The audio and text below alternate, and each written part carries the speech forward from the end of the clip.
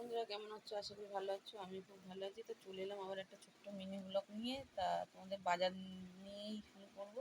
দাদা বাজার এনে চলে গেছে, তো দেখি কি বাজার এনেছে, চলো তোমরাও দেখো। দিয়ে চলে গেছে, দাঁড়াইনি আর। এনেছে হচ্ছে বাটা মাছটা সর্ষে পোস্ত দিয়ে ঝাল হবে। আর দাঁড়াও তোমাদের দেখাই,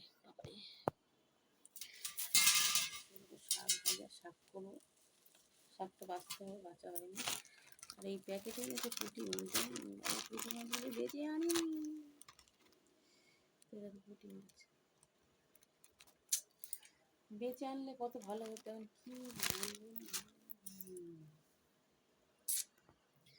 তো চলো, মাছগুলো বাঁচতে হবে। আর আজকে রোদ্দুর বেরিয়েছে, খুব ঝলমল ঝলমল করছে। চটপট রান্নাটা করে নিই। তো দেখতে দেখতে ভালোই বাজে, 9টা বাজে, 9টা।